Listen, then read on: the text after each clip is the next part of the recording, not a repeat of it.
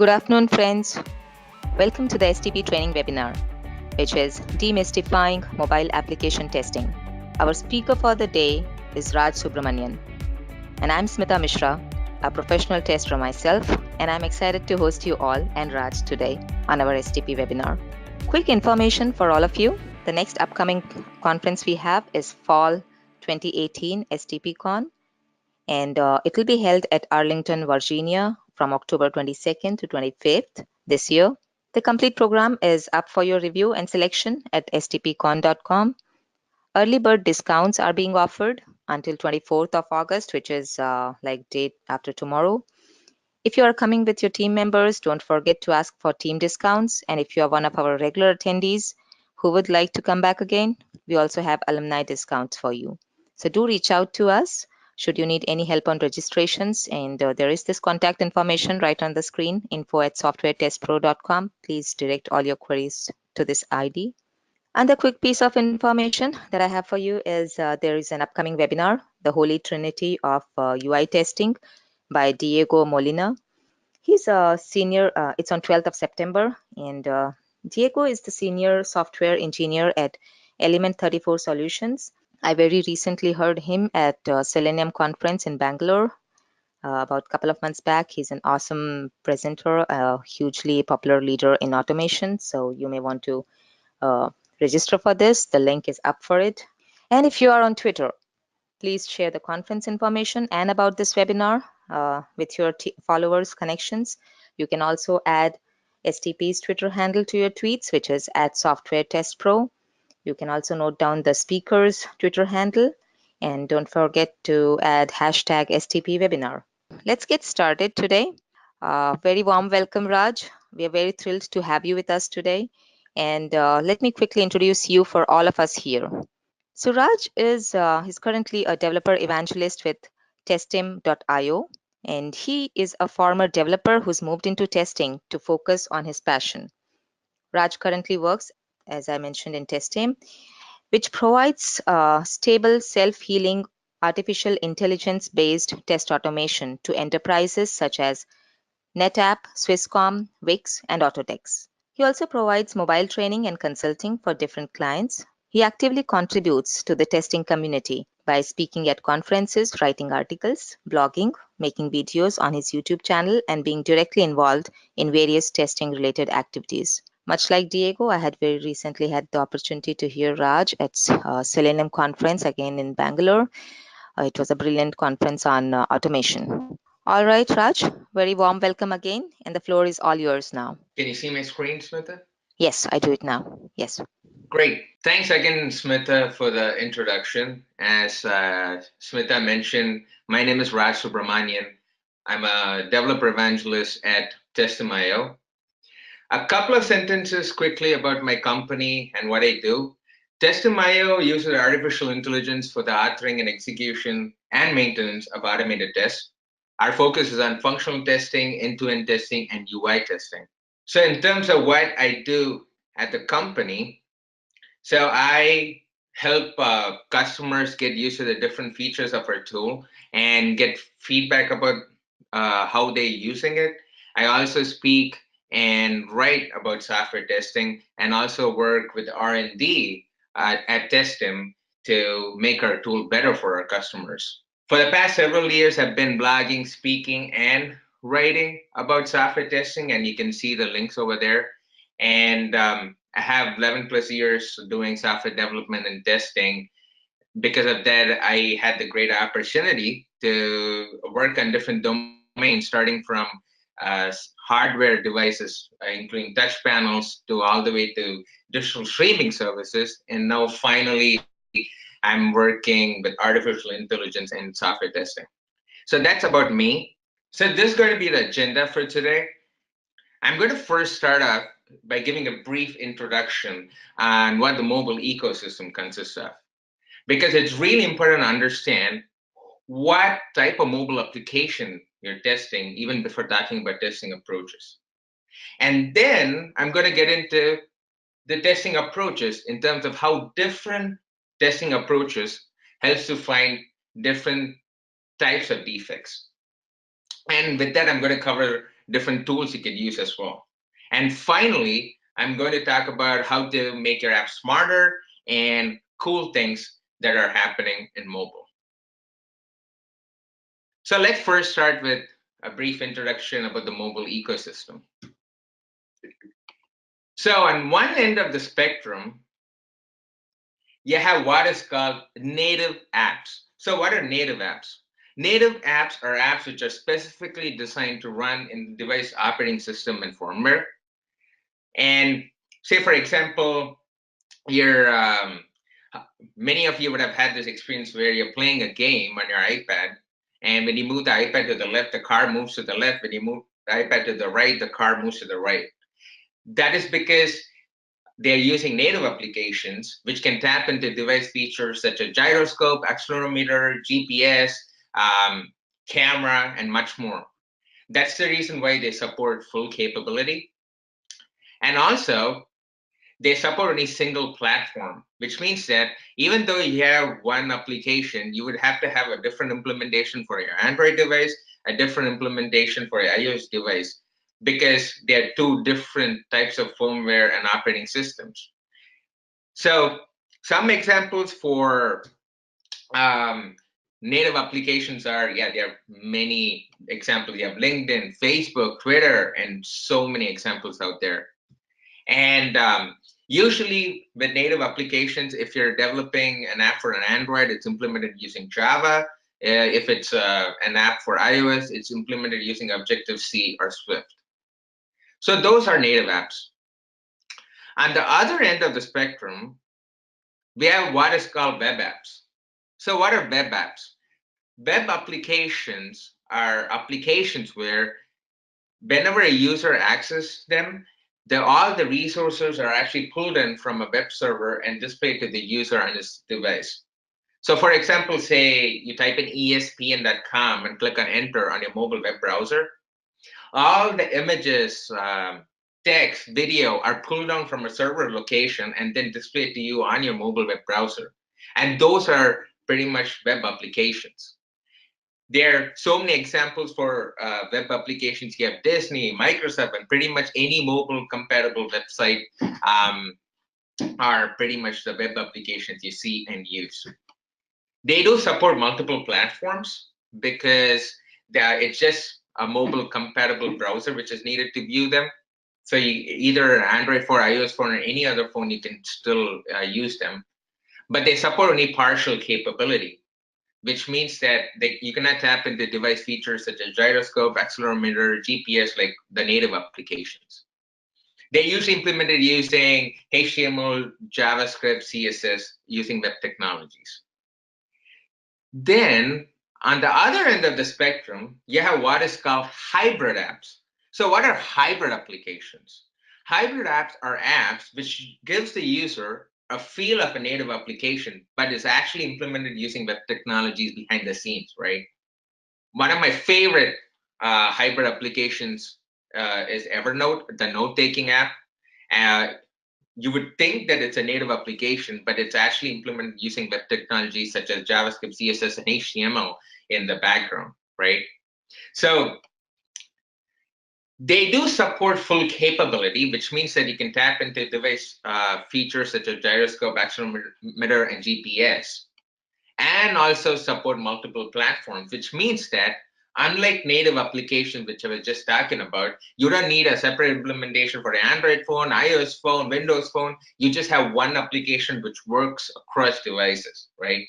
So those are kind of the different mobile applications which are currently available. And it's really important to understand this even before talking about different testing approaches. And these are a list of some hybrid app frameworks, which you can refer to it once you get the slides. So now let's talk about testing approaches. So I've been doing mobile testing for the past 7-8 years. And after testing different types of mobile applications, I started seeing patterns in terms of how there are common problems which keep reoccurring in these applications again and again. And based on that, I came up with this mind map where there's some basic things you can actually do to quickly get feedback about your mobile applications, right? Because I've been in situations where all of a sudden the people come to you and say, hey, we're going to release this application in 2 days. Can you just do some quick testing and get feedback about the application, right? I've been in that situation. I've also been in the situation where you have only 1 hour and they just did a major production fix, and I want to make sure everything works properly. In those kind of scenarios, using this mind map would be really, really helpful to you. And I'm going to go over each one of these approaches and what type of issues you can uncover in the upcoming slides. So first, let's talk about the application lifecycle. It's really important to understand the different application life cycles your app goes through. For example, say you're using an application like Facebook. It's really important to know what happens when the app is in the foreground, what happens when the app goes to the background, what happens when you kill the app and reopen the app, what happens when you switch from Facebook to another app and then come to the app, the Facebook app, and then what happens when you restart your phone and then open the app. Just in this simple scenario, which are normal use cases, you can see the different application life cycles your app goes through. So it's really important to think about those life cycles when actually testing your mobile applications. Just by doing that, you can find a lot of vulnerabilities. So the next is interrupt testing. So whenever I used to test my mobile applications, I used to ask my colleague to either call the phone or send text messages to my phone. That's because that's how users are going to use your app, right? How many times you've been, say you're using Facebook and then you got a text message or a call? The answer would be probably almost every time, right? And that's what your users are going to face. That's how they're going to use it. So it's really important to interrupt the normal flow of your application and see what happens. So the different things I've tried in terms of interruption are, I already mentioned sending text messages and calls. A couple of other things which I do is I enable notifications so that I get frequent notifications when I'm using the app.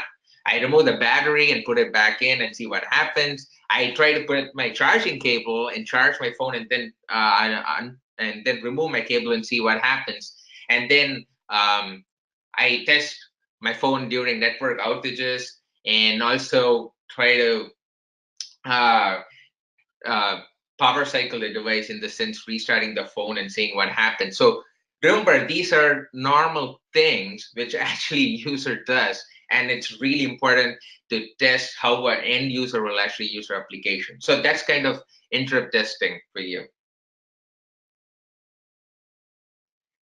So the next is Wi-Fi and 4G, and I cannot stress how important it is to actually test your application by switching between Wi-Fi and 4G network. Now you may ask, why is this important, right? So I'm going to give you a real life user scenario, and then you're going to think about why this is really important to do. So this is the use case, and let me see whether it rings a bell in your minds when I give this example.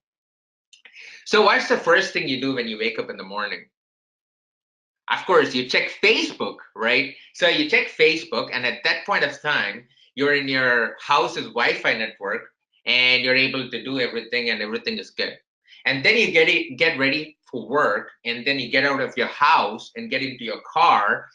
Then the connection switches from Wi-Fi to 4G, right? Because now you're in the car.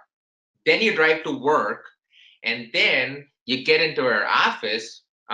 You're still not yet there because you apparently work on the third floor of your office, right? So what you do is you get into your office, and then the connection switches from 4G to your office's Wi-Fi network, and then you get into the elevator, and the door closes, and then you don't have Wi-Fi or 4G.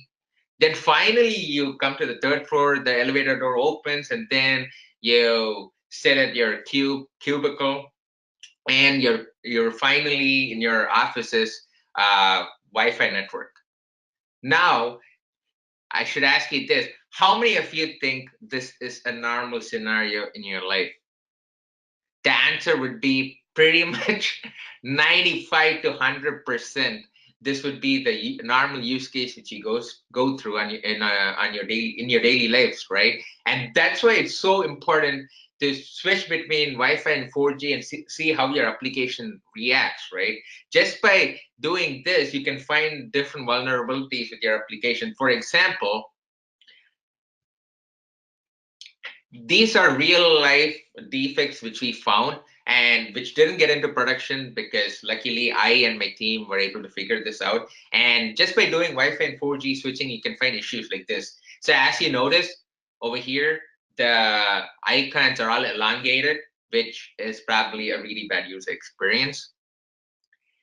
Then I switched between Wi-Fi 4G, and I was actually in the middle of finding a flight from Chicago to another location, right? Once I switched between Wi-Fi and 4G, and then the page refreshed, and this what happened. So if you closely notice, the exact same itinerary gets repeated every single time in every single row, right? Really, really bad user experience. And again, this is a real life issue which we found before it went into production, right? So these are some of the things you can find just by switching between Wi-Fi and 4G. So there's something you want to definitely keep in mind. So next is end user scenarios. I kind of already touched upon it, but the point is it's really important to test how your test application based on how your user is going to use it, right? So you may come up with great ideas for your application, but you also want to make sure that it's user friendly. For example, these are all real life applications which are on the App Store. I'm not going to mention the name of it because I don't want to spoil other people's reputation. But say you're using an application like this, what would you feel about it? So this is a flow in one of the applications where you have to enter your personal information. If you see all the username, I mean the labels and the text box are so small, you actually have to zoom in to enter your details, right? So imagine how a 18-year-old would feel about using this app, and imagine how a 60-year-old would feel about using this app, right? Really bad user experience. So those are some things you want to think about, right? Another example is there's a beautiful, really nice floor measurement application, but they went wrong in one aspect in terms of floating labels and text boxes. So here you can see you don't know which label corresponds to which text box, right? Really bad user experience.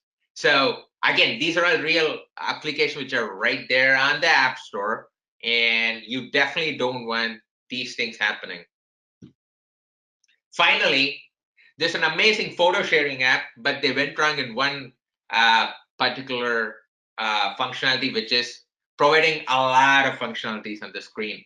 You can delete an app, move the app, retake a picture, but the problem is there's so many icons over here, and the user won't be able to, does not know what's actually happening. Just too much stuff happened, right? In this day and age where there's so many different applications for doing different things, based on science and research, people have found out that on an average, user spends only 30 seconds on an application. And if he does not get to where he wants to within 2 clicks, then he's going to go to your competitor's app, right? So keep that in mind. You don't want user experiences like this in your application. And these are some things you can easily do to prevent problems happening even before they occur. Next, coming to log files. As some of you may already know, log files are a really rich source of information. As testers, we do some people forget about log files and they just do all the UI testing, but they forget that in the back end, there's so many different things happening in terms of errors, failures, crashes, exceptions, memory leaks, storage, buffer attacks, and so many things happening in the background, right? So it's really important to test your application, um, and also looking at the log files as well. So whenever I used to test my application, what I usually do is I used to connect my phone to my laptop, and I used to start the logs as and when I was testing my application. And by the end of the day, a lot of log files would be collected, right? And then what I do is I will just copy these logs and then put it in a text file and do a keyword search for words like exception, error, fatal, memory leak, right? And just by doing that, you can find a lot of issues which are happening in your background, right? You don't have to be this awesome programmer knowing all the programming languages. It's as simple as getting the log file, searching through important keywords such as fatal, error, exception, Java errors and stuff like that, right? And just by doing that, you can find errors. And when you find an issue like that, you literally just take the log file, attach it to your defect, and then send it to your developer. And this makes his life a lot more easier because he can troubleshoot the issue easily, right? And talking about log files, again, if you go through my these upcoming slides, you'll see how you can get log files from XCODE and from Android as well. So what XCODE is this free IDE to develop iOS applications in Objective-C or Swift. And if you follow these steps, which I just mentioned over here, you can get logs on your iOS apps as well.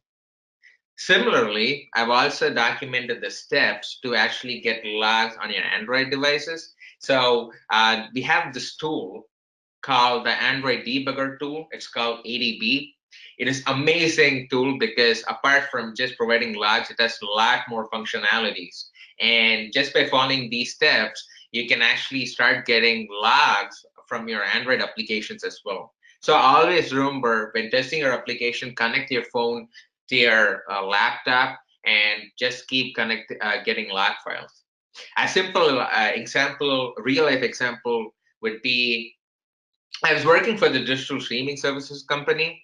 And what I usually did was at the end of the day, I used to play a movie on my phone, connected to my laptop and get the logs going. And the next day, I'll come into the office actually, and then look into the log files while this movie was playing, right? You can just and just by doing that, you can find a lot of issues. So those are some use cases you could try out as well in terms of looking into log files. So these are the steps, as I mentioned, for getting logs from Android apps. So next is consistency. It's really important to test for consistency, especially when your company has an Android implementation and an iOS implementation of the same app. This is because, say, a person is using an iOS application using your app. If he switches to Android phone, he would expect the same functionalities in the same locations on the screen, right? So they should be really consistent. And in terms of consistency, there are two types of consistency you want to look for. One is UI consistency, which I just mentioned in terms of the UI being consistent between Android and iOS. Another one is data consistency. The data also has to be consistent across devices.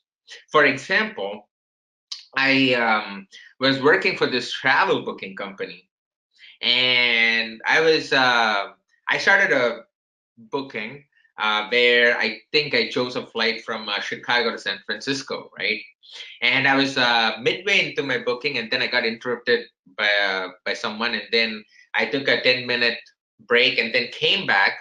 And remember, I started this booking on my desktop, and then I came back and then just continued that booking on my phone, right? The same Chicago to San Francisco itinerary. What I started noticing was when I was booking on the desktop, the price was I believe it was like $350, right? And on the phone for the same booking, I started seeing the price as $380, 380. And remember, all these devices are connected to the same Wi-Fi network, and there was just a 10-minute difference, right? And then I started getting curious, and then I took my tablet and then did the same Chicago to San Francisco flight and saw that the flight prices were different. It was, I believe, $420, right? For the same itinerary within a matter of 15 minutes, and all devices connected to the same Wi-Fi network and under same username, there were 3 different prices which are showing up across devices. And once I identified this, it became a huge issue. And then it was because of a new patch which the developers put in to actually fix another issue. And so, yeah, these are things which are going to happen when you're testing your mobile devices, right? You definitely have to make sure it's consistent across desktop, mobile, and tablets. So look for UI consistency and data consistency, which I was talking about. And in terms of data consistency, as I was saying, you need to make sure you test whether your app is consistent across multiple devices. Is your customer getting the same experience as well, right? So for example, in terms of the UI consistency part, this is an actual screenshot from my Twitter account. So I had just got an article published on a testing magazine called Sticky Minds. And just out of curiosity, what I did was I both the devices were connected to the same Wi-Fi network, and then I kept refreshing. And then on my iOS phone, I could see the Sticky Minds tweet appearing, but for the same account and the same app, I couldn't see the Sticky Minds uh, post appearing. Right? I found it really fascinating. But again, this could have been an issue or not an issue, but those are some things you want to think about when testing your application. Similarly, in LinkedIn as well, if you see the icons and the options are different on the iOS phone when compared to an Android phone. For example, on iOS, you can share an article at the top, but for Android, you have an icon over here which you have to click to share an article. Again, some of these things are framework things where Apple and Android have given developers rules which they have to follow in developing applications, and this is part of it, right? Where you would, for Android apps, based on their rules, you would have to see a post button here. But there are some differences which are not part of Apple and Android documentation and are legitimate bugs. So those are some things you want to actually look out for. But yeah, that's kind of the consistency piece which I wanted to talk about. So the next is keypads. Keypads is one of the most overlooked part of testing, and it's really, really important to test for the right keypads appearing for the right field. For example, say you're typing in a phone number on your app, you want to make sure the phone number keypad pops up. If you're typing an email, the email keypad should pop up. Similarly, there's so many different keypads available right now. Just for iOS, you have the native keypad, email keypad, URL keypad, phone keypad, right? And to add to the complexity, if you work with clients outside the US, like for example, people in Germany and Russia, Switzerland, right? They expect keypads to pop up in their own native language, right? So that takes the complexity to a whole nother level. In terms of international keypads, you have English, Russian, Korean, Japanese, Chinese keypads, right? So it's really important to pay attention to know whether the right keypads pop up for the right field. So for example, again, based on my real life scenario, use case, I had this client in Germany. Again, it was a really popular digital streaming services app in Germany, and they expected everything to be in German, all the verbiage on the app, everything to be in German, including the default keypad which pops up on different fields, right? So if you have similar kind of situations, it's really important to test for international keypads. And of course, you can always override that by changing the default keypad by going to your settings as part of your phone. But when you have strict rules and regulations with clients, it's really important to test for international keypads as well. So keep those things in mind when testing your mobile apps. So next one is user reviews. User reviews can make or break a company. So what do I mean by that? Let's just take a real life use case, right? So say you want to download a game, a racing game, and if you go to the App Store, you have these like 20 racing games. Which racing game are you most likely going to pick? You're probably going to get pick the racing game with the most amount of reviews, positive reviews, right? That's why user reviews can make or break a company in the sense if app was rated 2-star, then the odds are the users are not going to pick your app. They're probably going to your competitor's app who is rated higher of say a 4.5 or a 5-star, right? That's why user reviews are really important. So what I usually do is when I'm say waiting for my flight at a gate or when I have some downtime, so for 15-20 minutes, what I usually used to do is go to the app store of my app and then look at the user reviews, because just like logs, they are a rich source of information, and users are actually telling you issues which are happening in your app, and there are already defects which people have found for you, right? Why not look at them? For example, when I was working for this travel booking company, we had a new feature which we had pushed in a week ago. And I was actually looking at the user reviews at a gate when I was waiting for a flight. And I saw that the first 20 user reviews were people complaining about having problems with the first name, middle name, and the last name fields of our travel application screen. For example, if there was a user named John Senior Smith, people were complaining about the first name and the middle name getting concatenated into one, and the last name being a separate name. So, for example, John Senior Smith was displaying as John Senior, and then as a first name, and Smith as a last name. And because of that, a lot of people were facing issues in the TSA.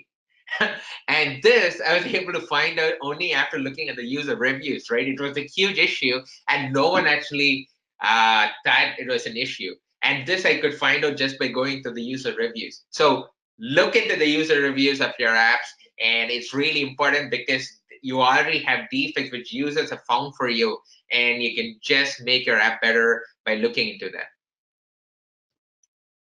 So the next one I was going to talk about was installation testing. It is important to try out different ways a user is going to install the app, right? For example, what happens when you delete the app and install a new app? What happens when you delete the cache, uninstall the app, and then install the new app? What happens when you install the app over the existing app? What happens when you install the app over Wi-Fi, 4G, Bluetooth, and so on, right? These are normal scenarios which a user is going to try out. So for example, say I have an application and we get new updates on the app. Some people just say, click on the button update, and then our current app automatically updates. But some people delete the app and then install it again from the app store, right? So these are all normal user scenarios which you need to test for, because that's how your user is going to use the application. So keep those things in mind. And installation testing is really important to do. Next one is performance testing. There are 4 key validation areas or points you want to remember when you think about performance testing, right? The first thing is dynamic images.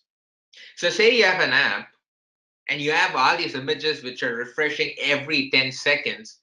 Of course, your application is going to be slow. That's because there's so much images being pulled in from the server, and your app is going to run slow, right?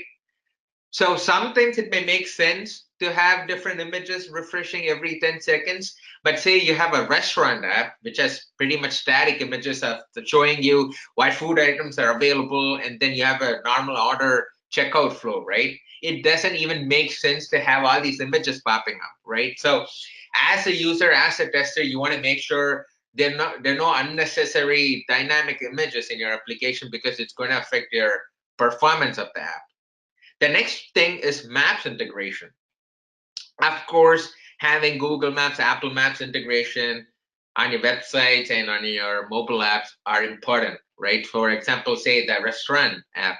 Um, if you want to know where the restaurant is, below the address, usually people have Google Map integration so that people can just click on it and then immediately find out where the restaurant is located. So it makes sense to have the map integration in that page, but it doesn't make sense to have a map integration in each and every page of the restaurant app. It doesn't make sense to have the map integration when you're showing the menu items, right? The reason is when you use uh, some of the tools, which I'm going to talk about in a second, you'll notice that once you open up a map within the app, it eats up the memory of the app, and it affects page loading times as well. So really be cognizant about the map integrations you use. Another thing is web service calls. You want to make sure there are no unnecessary web service calls happening when you're using your application. So, for example, I was working for this insurance company, a huge insurance company, and I noticed that when I entered my username password and click on the login button, it took me 30 seconds to actually get into my actual user profile and insurance details, right? And then I became curious about this. And then what I did was I used a free tool called Fiddler. Um, and you can monitor all the HTTP requests happening in the backend, right? What I noticed was when a person enters a username, passwords, and click on the login button, a request was made to a server, and then that server redirected the response request to another server, to another server, to another server. You get the point, right? That say the redirect happened to 10 servers, and finally I got a response back saying, you know what, I can get access to my application, to my insurance details, right? And after I noticed this, the developers were able to delete 3/4 of the unnecessary web service calls which were happening. So keep in mind that you don't want unnecessary web service calls happening because they're really bad user experience. And finally, client-side validations. Usually, people have JavaScript validations happening on the client side. What I mean by client side is when you're using the app on your app, when you're using the on your phone, when you're using the application, they may have some validations going on. Like, for example, if you type in the wrong format of the phone number or wrong username combination or email combinations, you can immediately you have a client side code which runs to do that validation. So those things make sense, but don't do all the validations on the client side on the customer's phone, because it's going to slow down the app. Instead, what you want to do is say, for example, the login flow, you don't want to do login validations on the phone side. Instead, you want to do the login validations on the server side. What should happen is when you enter a username, password, click on login, a request goes to the web server, and the validation happens on the server side, and then you just get the response back, right? That's how you want to do it. So these are 4 things you want to keep in mind when doing performance testing with your mobile application. And these are some of the performance testing tools available. Again, you're going to get the slides and see it as part of the recording. I would highly recommend using Instruments, which is part of XCODE. It's free. It gives you a lot of good performance monitoring data. And then you have ADB tool, which I already kind of talked about. It's really awesome. So you definitely need to check that out. And then you have other tools out there as well. Okay. Next is battery life and storage. It's also good information to have when you try a couple of these things, where you leave your app for a day and monitor battery life and see what happens, right? So I was working for the digital streaming services company, and what I used to do was close all the apps on my phone and just play a movie, right? And keep my app running. And the next day I used to come back and see how much battery life was consumed. And just by doing that, you can find some interesting statistics, right? So those are some things you can consider doing. And also you want to ensure you also want to think about how much memory your app is consuming.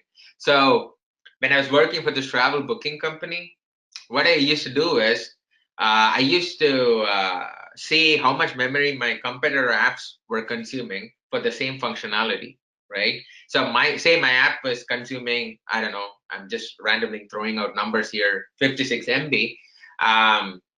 Then I went to my competitor's app and saw that they were actually consuming only 40 MB for the exact same functionalities, right? And when I was able to provide that feedback to my developers, we were able to go back to our drawing board and then decrease the amount of memory our app consumes. So those are something you could do as well when you're testing your mobile applications. So there you go. Those are kind of all the testing approaches you can do, and examples of how different testing approaches helps to find different types of defects, right? And again, remember, these are all based on my real life user experiences and they've been tried and tested. And you can use the mind map as well and do quick tours on your mobile applications. So quickly, talking about tools which can help your testing as well. These are some of the tools which I've actually evaluated, worked with as well, and I've blogged about it on my blog. You can check out my website, rajsubra.com/blog, and you'll see that for most of these, I have sample code and examples of my evaluation. But quickly, I want to touch upon a couple of things which I found interesting. Of course, you may have heard of Appium, which is a Selenium implementation for mobile, and you can use Appium for your doing mobile automation. Then another tool which I use was Sickly. This Python-based GUI automation tool. It was super cool where you can automate anything with the GUI. For example, say I want to open a browser, Chrome browser, and type in espn.com and click on enter, right? So what I literally do is just like Microsoft Paint, they have an IDE where you can take a screenshot of the Chrome browser icon, and then you take a screenshot of the URL icon, and then programmatically you can actually do whatever you want, right? That was pretty cool. Another tool that I found interesting was Adobe Edge Inspect. This is especially useful when you're mainly testing static pages. It wasn't as good for applications which had username, password, or encryption or security related stuff happening. So how the tool works is, say you open a web page, I can say espn.com, and you want to test this web page on different devices and tablets. What you have to do is hook up your desktop and all your phones to the same Wi-Fi network and install the Adobe client on each of these devices you're testing on.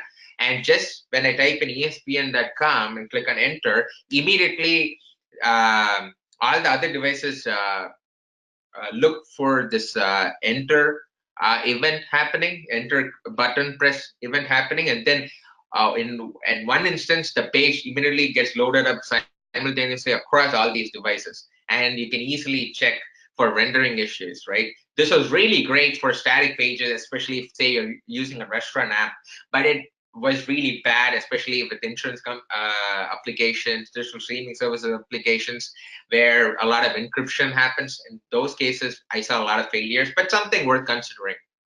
Another thing, I've also evaluated other tools, and of course, I work for Testim right now. We do AI-based test automation. I'll quickly touch upon that in a second. But these are some of the tools which I've actually used for mobile testing, right? I quickly just for knowledge sake, I wanted to cover the framework of two of the tools because it'll help you get an idea about how automation tools actually work and what are currently being used by other people out there in the industry, right? So this is the framework of Appium, and just wanted to quickly cover how it works. So what you do is you write your automation code in Java, JavaScript, and then what happens is this whole code which you write gets converted into a JSON format and gets and this Appium server, which is a Node.js server, redirects this JSON information, which was got from the conversion of this code, to your appropriate phones, right? Based on the JSON information, is going to invoke the test on either the Android phone or the iOS phone, and then the request gets sent back through the server, Appium server, and then the Appium server displays the result on your IDE, right? So this is how, in general, the Appium framework works, and it's really good to know when you start using mobile test tools and automation. Another thing I quickly want to cover. Oh, and also, if you go to this link, I have step-by-step instructions of how to install Appium, and I have sample code and everything out there. You literally just have to go through the blog post, and then it's for anyone who's never used Appium, and then I take you through what is 1+1 all the way to making you write tests with Cucumber, Java, and Appium. So I would highly recommend checking out this post, and it'll be helpful for you. Another thing I quickly wanted to cover was AI-based testing, which a lot of people are doing, and at Testim, that's what I'm working on currently. So a common problem with automation tools and frameworks is they use static IDs, right? So what do I mean by that? Say you have a login button on a mobile web page or on your app, and a developer changes the name of the login button to say submit. What happens?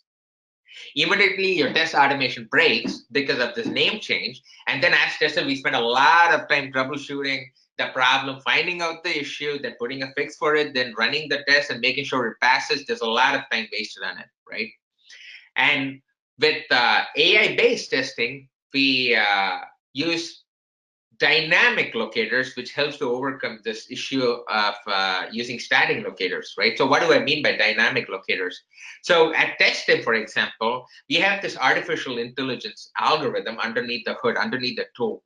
And what it does is it extracts all the DOM in real time, and it analyzes the DOM in real time and extracts all the object trees and properties and creates a list of location strategies, right? So for the same example of login button, if you change the name of login to submit, the tests won't break, because what the AI does is it has extracted multiple attributes of that particular element instead of single one, like say Selenium or other tools.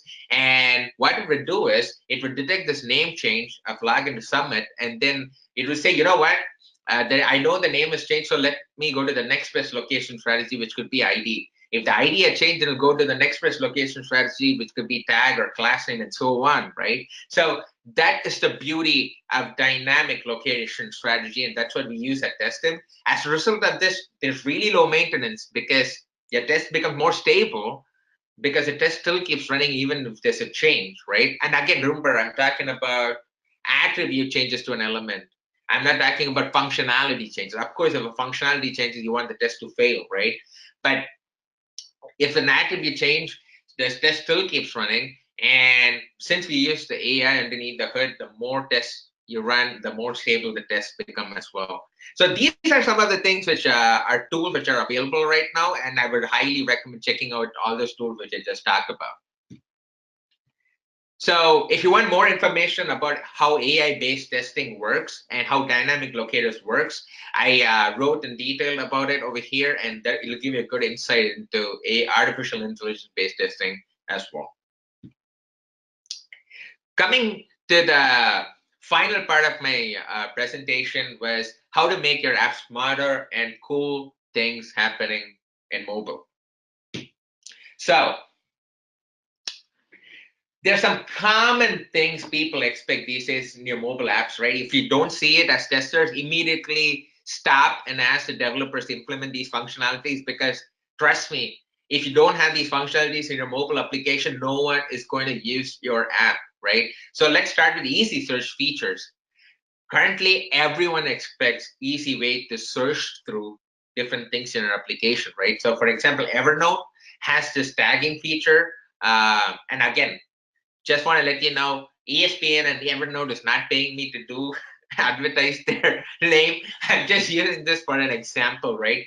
But I personally love Evernote note-taking app. That's why I use that as an example. So Evernote has a tagging feature where you can just say, hey, you could just put the @ symbol and say notes, and then all the notes which you have taken, which had the tag notes, it'll appear in one screen, right? So you can easily search through different notes you have using Evernote. Similarly, in Google, For example, when you start typing, a lot of people these days expect autocomplete of your search, right? So when you type in something, it should automatically start suggesting different options which you may be searching for. Those are all common things people are looking out for, right? Keep that in mind. Next one is location aware apps. So how many of you have had this um, experience where, say, for example, you're booking a flight. Once you start entering a departure airport from which you want the flight from, immediately you get suggestions about the nearby flights, right? For example, I live in Chicago right now, and as and when I just click on the departure field, it automatically gives me suggestions on whether I want to take a flight from Chicago or Milwaukee or any other nearby airports, right? So these are location aware apps, which means that they're using our GPS feature. The native applications are using the GPS feature to give you this information and make it smarter, right? And these are normal things which people are expecting these days. And how do they make location aware apps, you may ask, and how do they work? So these apps use a concept called geofencing, where they create this artificial like virtual boundaries, right? And when a user actually steps into that virtual boundary, immediately a trigger happens, and the app detects and tries to get all the information which is relevant to the user for that particular virtual boundary the user is located at, right? And this can be done because of the GPS feature, and the concept is called geofencing, right? And these are all normal things which people expect right now from your application. So just be mindful of that, and this is something which every app is having right now. And of course, I talked about seamless integration between desktop, mobile, and tablet. Make sure you have them, right? That is something which is expected by default. Then finally, auto tabbing and auto focus, right? Man, I cannot. This one of the most irritating parts as a mobile enthusiast, which I see in applications, is they don't have auto tabbing, right? It's so frustrating for the user. So, for example, when you type in a credit card number, the focus should automatically go to the CVV. Then the focus should automatically go to the expiration date, street address. It should auto tab as and when you enter details, right? These are normal things which people expect. So make sure you have them, right? It's so funny because I was doing a mobile testing workshop last month at a conference. When I talked about this auto tabbing feature, one of my attendees actually tried this in our app and immediately found an issue. It wasn't auto tapping, right? So something you want to think about. So those are kind of the things to make your app smarter. And finally, I just quickly want to cover cool things which are happening in mobile, and it'll be good to be aware of it. So we have AI-based testing happening right now, which I talked about how Testim.io uses dynamic locators, right? People are using artificial intelligence for their software testing. QA as a service has become a big thing where companies like Amazon, they are actually Amazon and other companies. Why they not? Let me take a step back. Not Amazon, but there are some companies where they have their own testing team, and you just provide the app to them, and then they do the testing for you and just give you the results log files, right? So that is QA as a service, which is becoming big.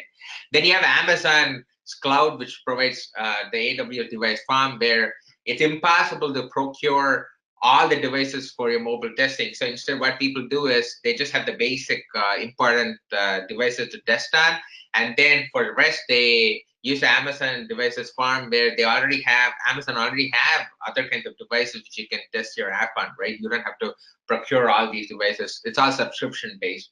Internet of Things is a big thing, especially when in the fitness tracking space.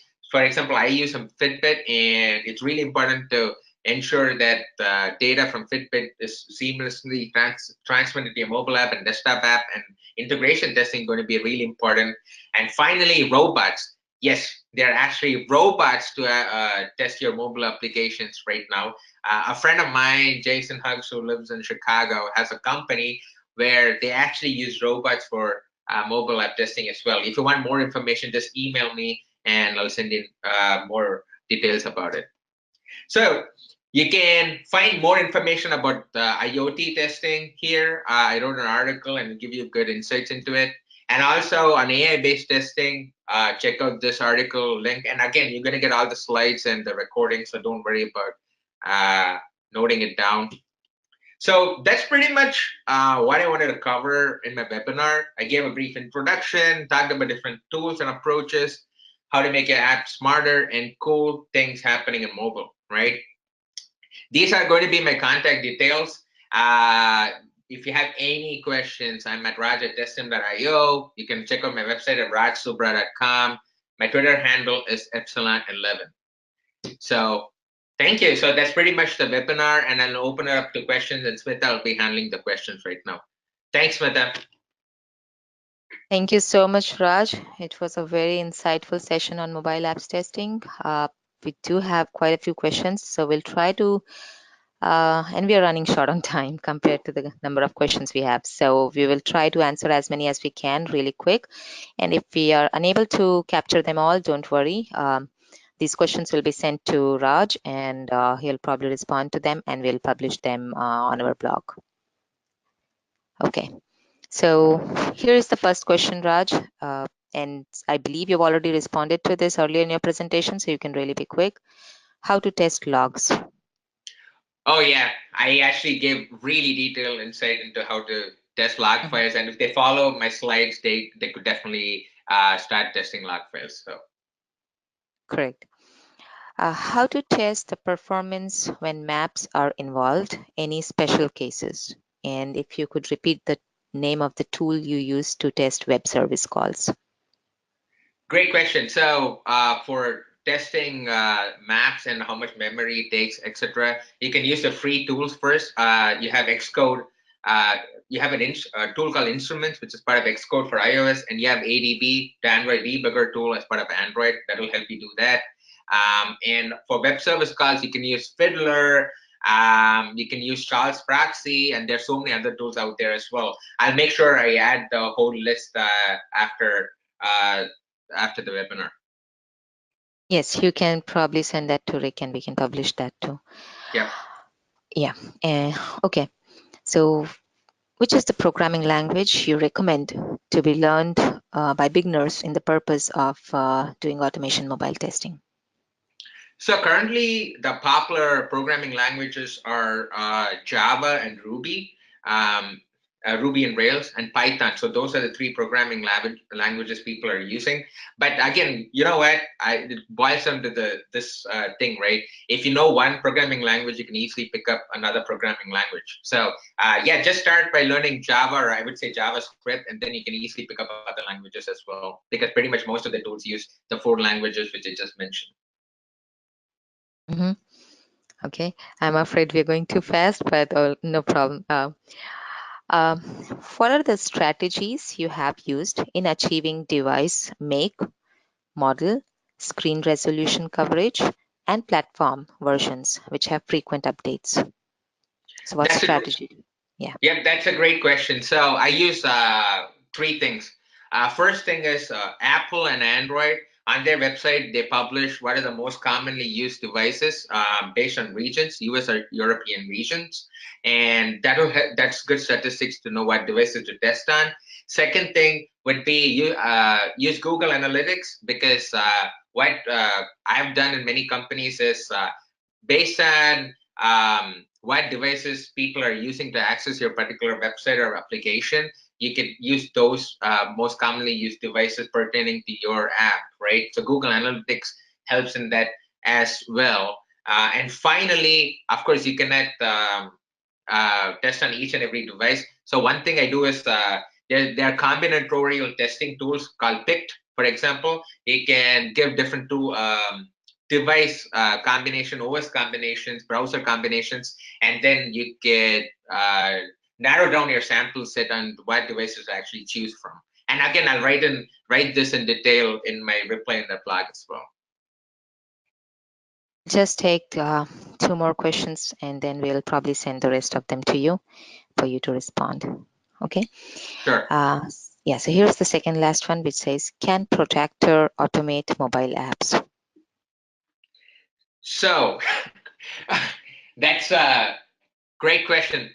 Yes, Protractor could be used for testing mobile apps, but I would, based on my experience and this is my point of view, I would say stay away from Protractor because stopped support for Protractor because there's a lot of problems. And Protractor evolved because Selenium was kind of unstable in testing Angular JS applications, and that's why Protractor was formed. But the problem is they're losing support in the community, and it's really unstable. So yes, Protractor can help in testing mobile applications, but I would not use Protractor. Okay, and here is your last question for now. What should testers look out for when comparing native apps and progressive web apps for testing? So this is a really broad question, and I don't think I have time for within 1 minute. But quickly, I wanted to mention that there are some big differences which would differ in terms of your testing approach. So, for example, progressive web applications to native applications, even your testing approaches are going to differ, right? So, for example, for native apps, you have to make sure you test GPS, camera, and accelerometer and how those things work, but that doesn't make sense in progressive web applications. Progressive web applications, you want to make sure you test the look and feel, the rendering, right? So there are a lot of differences in terms of to look out for in these two, starting just from the testing approaches. And I'll follow up this in detail in the blog as well. Thank you, Raj. For now, I think that should be all. So thank you so much for the insightful session on mobile application testing. And I hope we all have acquired some basic understanding and probably also some reasonable skills to develop in the field. Yeah, thanks again. And I hope to see you in Virginia.